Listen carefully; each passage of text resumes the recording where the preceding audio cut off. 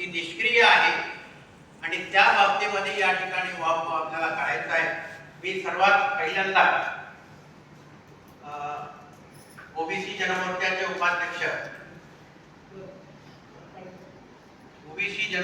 उपाध्यक्ष आदरणीय विलास काळे साहेब आणि ज्ञानेश्वर गोरे साहेब हे दादनीय बघा 20 मिनिटं आपल्याला दिलेली आहेत। लोकांना बरीचशी कॉमन माहिती आहे ती आपल्याला रिपीट करायची गरज नाही, परंतु आपल्याला काही सखोल त्याच्यामध्ये जे काही मुद्दे मांडायचे असतील तर ते या ठिकाणी तुम्ही दोघांनी मांडायचे आहेत। त्याच्यामध्ये साधारणपणे इतिहास आणि पार्श्वभूमीची संक्षिप्त स्वरूपामध्ये काळे सरांनी मांडायची आणि त्याच्यानंतर दादनीय जनगणनेच्या बाबतीमध्ये आपली अनेक वर्षाची मागणी आहे, मंडल आयोगानं शिफारस केलेली आहे, त्याच्या अगोदर कानेलकर कमिशनने शिफारस केलेली आहे, अजूनही ती झालेली नाही आणि कशी आपली ससेहोलपट त्याच्यामध्ये होते आहे ते 2011 पासून आपण आतापर्यंत बघतो आहे। अगदी पहिला टप्पा 2027च्या जनगणनेचा येईपर्यंत बघतो आहे। त्याच्या बाबतीमध्ये गोरे सर या ठिकाणी थोडक्यात मांडतील। मी सुरुवातीला विनंती करतो की काळे साहेब यांनी या बाबतीमध्ये सुरुवातीचं म्हणजे जे इतिहास आणि पार्श्वभूमी जे आहे ती या ठिकाणी मांडावी।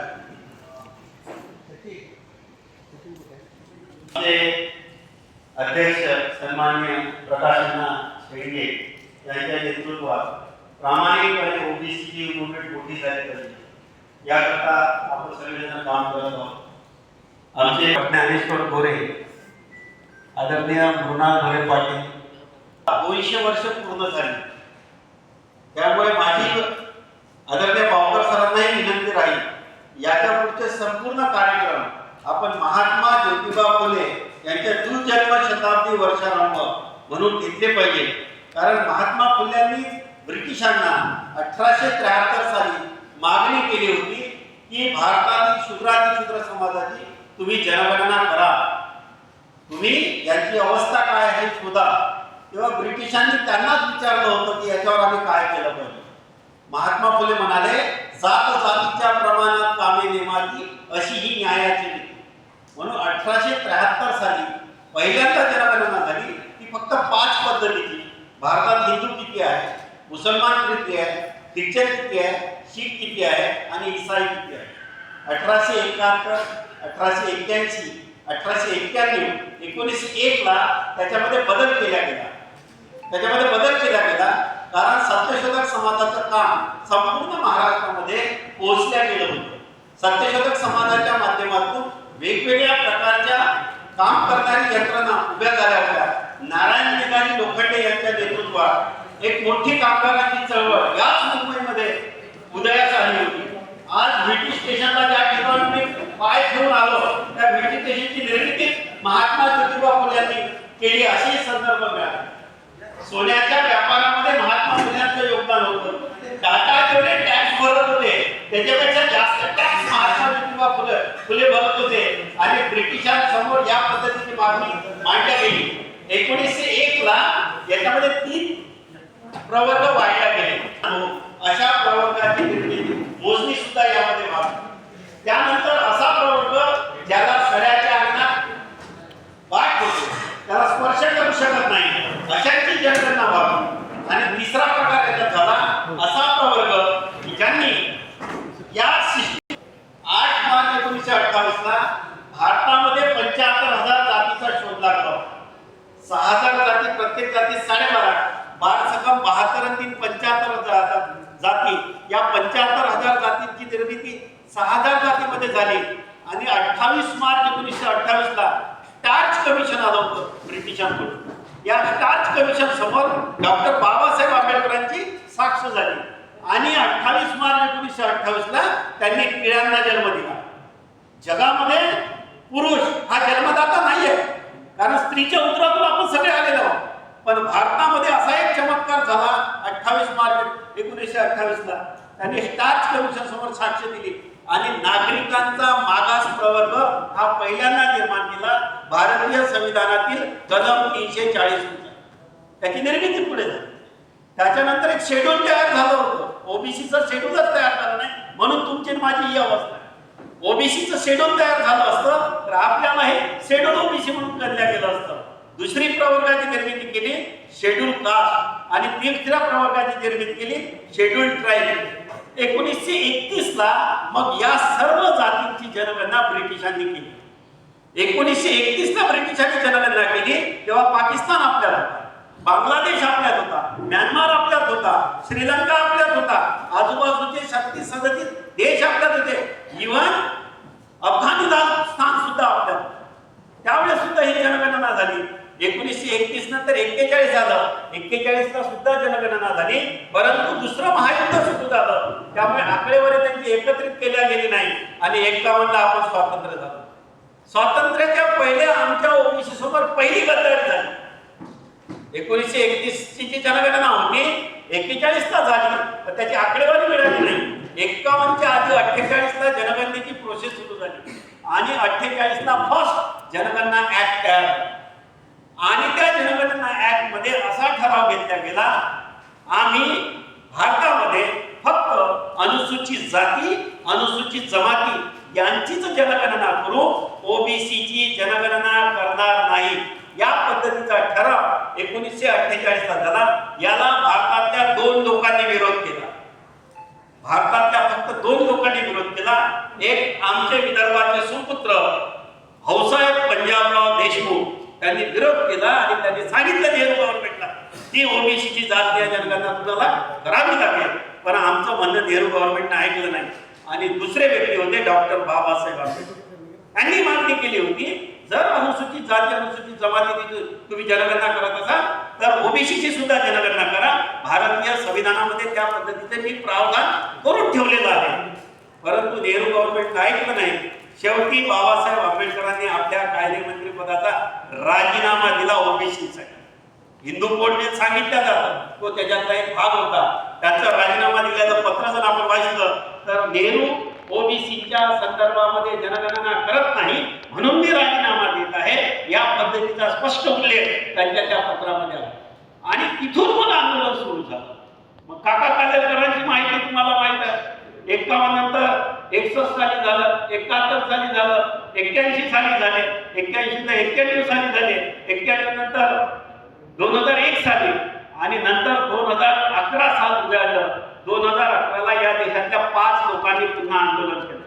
त्याच्यामध्ये गोपीनाथ मुंडेंचं नाव पहिल्यांदा आपण घेतलं पाहिजे, त्याच्यामध्ये समीर भुजबळांचं नाव आपण घेतलं पाहिजे, त्याच्यामध्ये लालू प्रसाद यादवचं नाव आपण घेतलं पाहिजे, त्याच्यामध्ये उमा भारतीचं नाव आपण घेतलं पाहिजे, त्याच्यामध्ये महाराष्ट्रामध्ये जे सामाजिक काम करणारे लोक आहेत यांची मागणी सुद्धा होती ओबीसीची जनगणना करा म्हणून.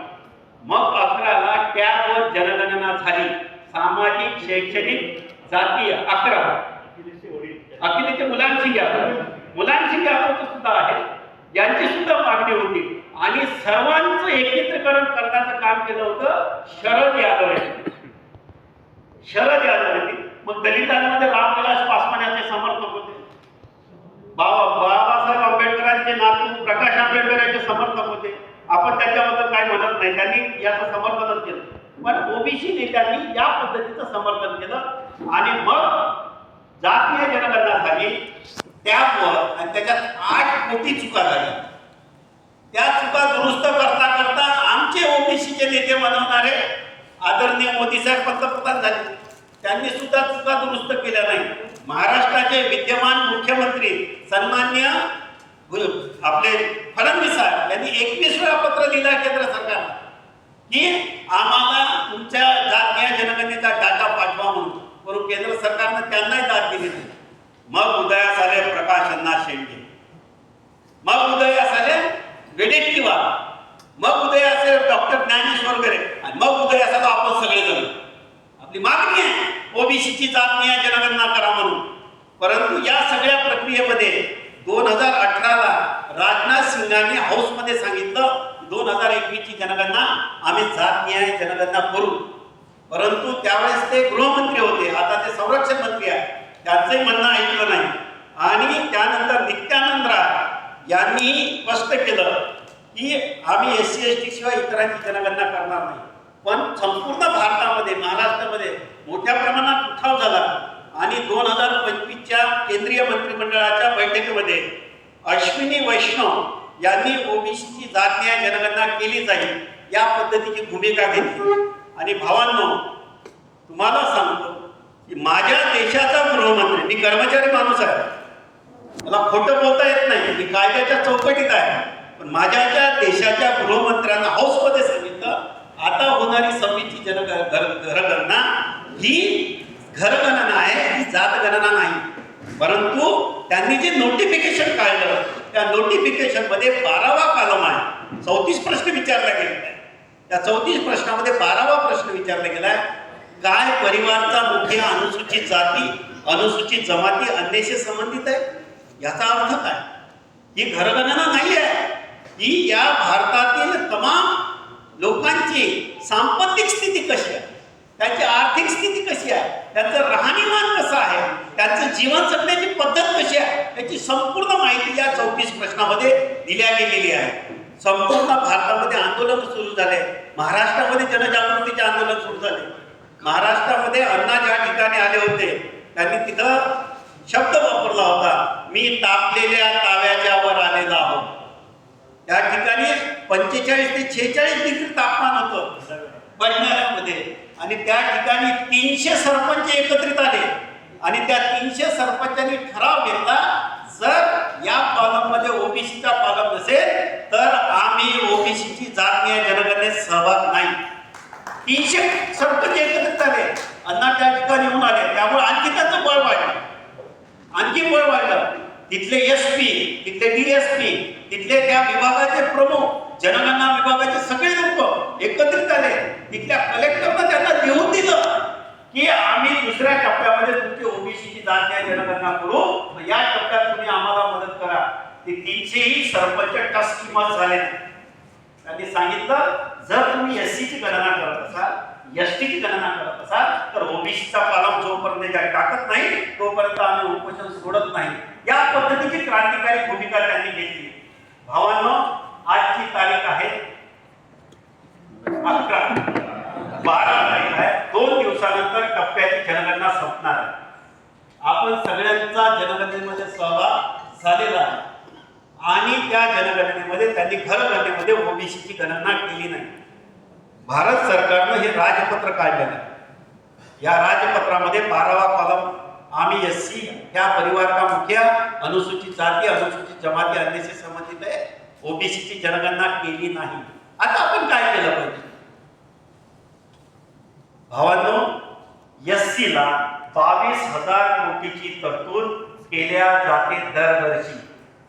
एसटीला 18,000 कोटीची तरतूद दरवर्षी केल्या जाते बजेटमध्ये, कारण त्यांना मोजल्या जाते, त्यांची संख्या त्यांना माहिती आहे.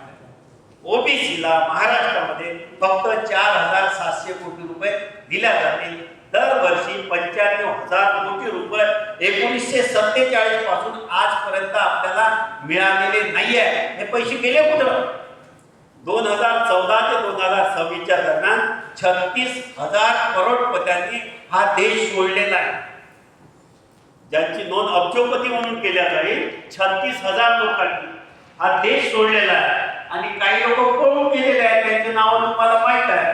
हे तुमच्या आणि माझे जे 95,000 कोटी रुपये आपल्याला मिळत नव्हते त्याचे पैसे घेऊन गेलेले आहेत. आता आपण केलं काय पाहिजे?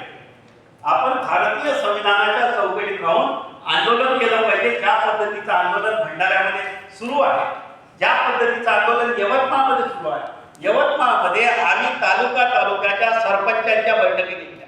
कारण सरपंच ओबीसी एससी एसटीच आहे. आम्हाला एकही ब्राह्मण सरपंच आपल्या यवतमाळ जिल्ह्यात आढळला नाही. ओबीसी एससी एसटी मायनॉरिटीचे सरपंच आहेत, त्यांच्या बैठका घेतल्या पाहिजे आणि त्यांच्या मार्फत ओबीसीची जात न्याय जनगणना जर होत नसेल, दुसऱ्या टप्प्यामध्ये जे आश्वासन आम्हाला सरकारने दिलेलं आहे ते जर होत नसेल तर आमचा ज्या जनगणनेमध्ये सहभाग राहणार नाही. या पद्धतीची क्रांतिकारी भूमिका आपल्याला घेतल्याशिवाय आपला पर्याय नाही. कारण सरकारनं कबूल केलं, हाऊसमध्ये कबूल केलं, या देशाच्या गृहमंत्र्यांना सांगितलं की आणेवाली जनगणना ही जात न्याय जनगणना होती. या सगळ्या प्रक्रियेकडे आपण आवर्जून लक्ष दिलं पाहिजे. भावांना एक शेवटचा मुद्दा सांगतो आणि थांबतो. युजीसी बिल हे ओबीसीला लागू झालं होतं. 2012 साली हा कायदा झाला. या देशातले 2 महिला, एक तडवी आणि दुसऱ्या आंबेडकरवादी नेता जो छात्र नेता होता, याच्या आईनं सुप्रीम कोर्टामध्ये याचिका दाखल केली आणि या याचिकेनुसार केंद्र सरकारला सुप्रीम कोर्टानं सांगितलं की यामध्ये ओबीसीच्या विद्यार्थ्यांचं सुद्धा विद्यापीठामध्ये शोषण होत आहे, त्याच्याकरता त्यांच्यासाठी समता आयोग बसला पाहिजे आणि ते यूजीसी बिल लागू झालं. भावांनो, एक घटना विदर्भामध्ये घडली. भारताच्या पंतप्रधानाच्या जवळचा सर्वात जवळचा माणूस, 2 वेळा खासदार राहिलेला माणूस, 2 वेळा आमदार राहिलेला माणूस, 25 वर्ष नगराध्यक्ष राहिलेला माणूस, गांधीजीला म्हणून प्रसिद्ध असलेल्या वर्धा जिल्ह्यातील देवणी येथील आदरणीय रामदासजी कळस, माझ्या समाजाचे ते महाराष्ट्राचे अध्यक्ष आहेत. ते रामनवमीच्या दिवशी राम मंदिरामध्ये रामाची पूजा करायला गेले. तिथल्या ब्राह्मण असलेल्या सर्व पुजाऱ्यांना रामदास कळसला हाकलून दिलं की तुम्हाला या गर्भगृहामध्ये प्रवेश करता येणार नाही म्हणून. यूजीसी बिल याच्यासाठी आवश्यक आहे. आजही माझ्या जातीच्या खासदार असलेल्या भारताच्या पंतप्रधानाच्या जवळच्या असलेल्या माणसाला जर हाकलून दिल्या जात असेल, ते रामनवमीच्या दिवशी रामदासजी कळस यांना, म्हणून यूजीसी बिल आवश्यक आहे. आमच्या ओबीसीच्या बाबतीत जी अवस्था होत आहे, याही सगळ्या प्रक्रियेमध्ये आपण सहभागी झाला पाहिजे आणि ओबीसीची जात न्याय जनगणना करण्यासाठी भारतीय संविधानाच्या चौकटीत राहून पुन्हा आपल्याला गोटा उचलाचं काम नाही. आपलं ऑलरेडी उपवर्गीकरण झालेलं ओबीसीचं, OBC, NT, VJ, SBC, NT1, NT2, NT3 आपलं उपवर्गीकरण झालेलंच आहे ओबीसीचं. आता पुन्हा उपवर्गीकरणाची प्रोसेस सुद्धा सुरू झाली आहे. 56,000 आमच्या ग्रामपंचायत, पंचायत समिती, जिल्हा परिषद, नगरपालिका, महानगरपालिका नागरिकांचा मागास प्रवर्ग हा ओबीसीचाच आहे. त्यामुळे जातीच्या प्रक्रियेतून बाहेर पडून ओबीसीची लढाई आपल्याला लढावी लागेल. जोपर्यंत ओबीसीची जात न्याय जनगणना होत नाही, तोपर्यंत ओबीसी भावांना, बहिणींना आपल्याला जागरूक करावं लागेल. एक शेवटचा मुद्दा सांगतो आणि थांबतो. महाराष्ट्रामध्ये जेवढ्या काही ओबीसी संघटना आहेत, ज्या कोणत्याच ओबीसी संघटना आहेत, यांना एकत्रित करून त्यांचा एक मूठ बांधण्याची क्षमता महाराष्ट्रामध्ये असलेल्या एकाच माणसात आहे. त्यांचं नाव आहे प्रकाश अण्णा शिंदे. एकच माणूस, कारण एवढा संयमी माणूस, एवढा अतिशय शांततेनं मुद्दे मांडणारा माणूस आणि सातत्यानं आपली भूमिका कुठल्याही प्रकारे अभिलेष न आणता मांडणारा माणूस आदरणीय प्रकाश अण्णा शिंदे आहे. त्यामुळे महाराष्ट्रामध्ये वेगवेगळ्या जात संघटना ओबीसीच्या कार्यरत आहेत. यांना आता नव्या जोमाने एकत्रित करावं लागेल. युद्ध समोर आहे. या घरगणनेमध्ये ओबीसीचा पालक नाही. आता आम्हाला, मी डिस्ट्रिक्ट हेड आहे जनगणना विभागाचा, जिल्ह्याचा प्रमुख आहे यवतमाळ जिल्ह्याचा. मी कमीत कमी 3 ते 4 हजार लोकांना प्रशिक्षण देतो या जनगणनेचं. दुसऱ्या टप्प्यामध्ये जर ओबीसीची जनगणना झाली नाही तर ठिकठिकाणी वेगवेगळ्या असलेल्या लोकांना आपल्याला एकत्रित करावं लागेल आणि ओबीसीची जात न्याय जनगणना जी लढाई आहे ही भारतीय संविधानाच्या चौकटीत राहून जातीच्या प्रक्रियेत बाहेर पडून आपल्याला लढावी लागेल. मला या ठिकाणी बोलण्याची संधी दिली.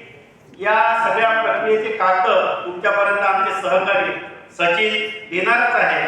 बाकी काही माहिती तुम्हाला आदरणीय डॉक्टर कोरे देतीलच. भावांनो, नीटच्या प्रक्रियेमध्ये 5 ओबीसी विद्यार्थ्यांनी आत्महत्या केली. 48 ओबीसी विद्यार्थ्यांनी यूजीसी बिल पास झालं नाही म्हणून आत्महत्या केली. आपल्या मुलांना मृत्यूपासून जर वाचवायचं असेल तर त्यांच्यामध्ये आत्मविश्वास जागरूक करणे गरजेचं आहे. अब हमें मलतलस से हर हाल में गुजरना होगा, बच के हमको किसी और को मरना होगा.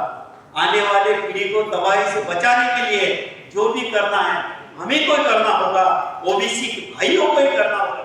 धन्यवाद. जय ज्योति, जय भीम, जय विज्ञान, जय संविधान, जय